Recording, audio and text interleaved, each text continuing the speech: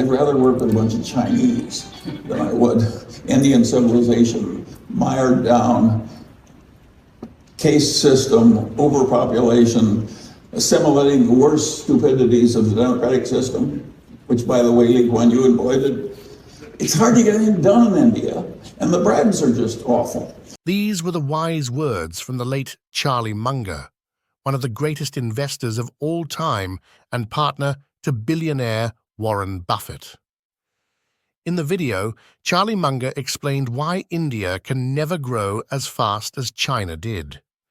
He said that the caste system in India and the weakness of its governance are the main reasons for India's slow progress. Even though India is the world's most populous country, its economic growth is much slower than China's, which has a similar population size.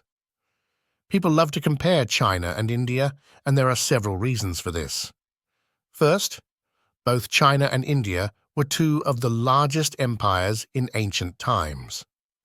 However, as time passed, and after the Industrial Revolution, the British Empire took over, and now the largest economy in the world is the United States. With both China and India growing rapidly in today's world, it seems like they are reclaiming their places as the largest economies, just like in the old days. Second, China and India have almost the same population. While India has just overtaken China to become the world's most populous country, both nations have over 1 billion people. Third, in the 1980s, China and India had similar economic sizes and per capita incomes, and both countries began liberalizing and opening up their economies. However, while China grew rapidly on a strong foundation of human capital development, India did not focus enough on this aspect of growth. As a result, China became an economic superpower, while projections of India achieving the same status remain mostly hype. Lastly, India is the world's largest democracy, while China has the largest socialist market economy. These similarities and differences make the comparison between China and India intriguing for many people. In today's video, we will discuss why India can never grow like China. While India has a lot of potential and a promising future, it has several fundamental flaws that need to be addressed, such as the caste system mentioned by Charlie Munger. Before you continue watching, please subscribe to our channel to show your support. India's caste system. India's caste system is a traditional social hierarchy where people are born into certain groups that determine their social status, job opportunities, and sometimes even whom they can marry. This system can negatively impact India's economic growth in several ways. For instance, people from lower castes often have fewer opportunities to get a good education and secure high-paying jobs, which limits their ability to contribute to the economy. Under British rule, the caste system in India, which had previously been more fluid, became more rigid due to the use of the census, which classified the entire nation into categories and schedules.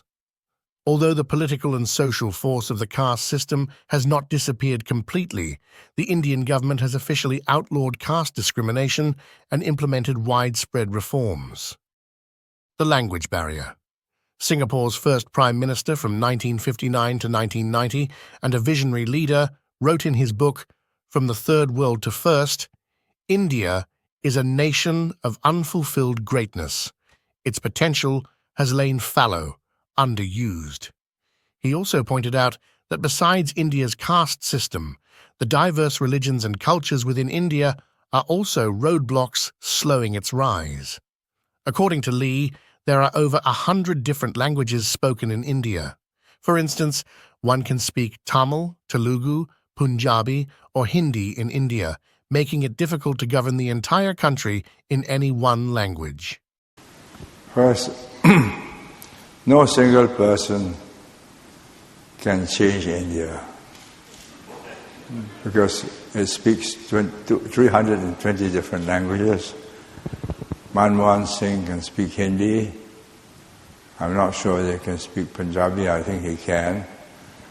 But at any one time, he will have only about 200 million people out of 1.2 billion people understanding him. So that is a structural problem which cannot be overcome. Meanwhile, in China, the majority of the population understands one language, Mandarin. When the leader speaks in Mandarin, the people understand. However, in India, when the leader speaks in one language, a large group of people who don't understand that language miss the message. Hence, it is a lot harder to govern India than China. If you compare that with China, 90% speak one language. And when the president of China or the leader in China speaks, 90% understand him. So it's a much easier country to lead than India. India is a separated nation. Besides the language barrier, Lee Kuan Yew also famously said this about India. India is not a real country. Instead, it is 32 separate nations that happen to be arrayed along the British rail line. Compared to China, India has a huge democratic problem, and Lee explained it best.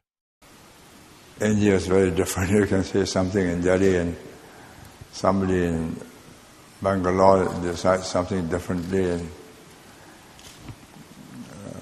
that's that. I mean, so I do not think it's possible for anybody to do to India what it takes to bring India together quickly.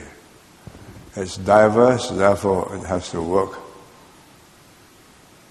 at its own speed, its own cultural tempo, and each marches to a different drumbeat. If you compare India to China in terms of governance, China has a far superior system. Due to this, China is able to invest in human capital, infrastructure, and many other areas within the country. Human capital and gender equality.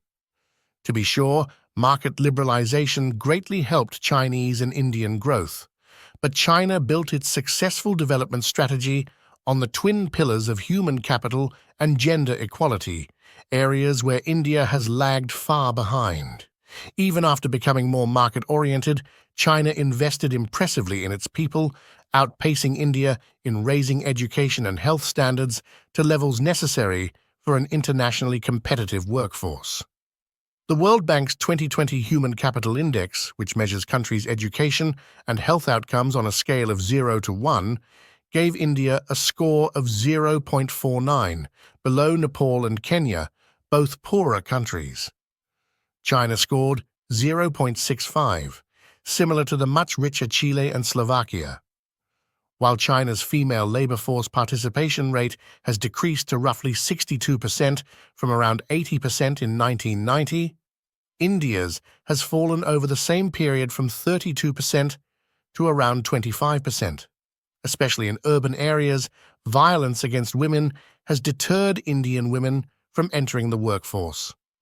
Superior human capital and greater gender equality have enabled much higher Chinese total factor productivity growth, the most comprehensive measure of resource use efficiency. Assuming that the two economies were equally productive in 1953, China became over 50% more productive by the late 1980s.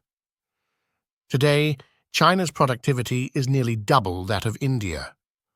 While 45% of Indian workers are still in the highly unproductive agriculture sector, China has moved beyond simple labor-intensive manufacturing to emerge as a dominant force in global car markets, especially in electric vehicles.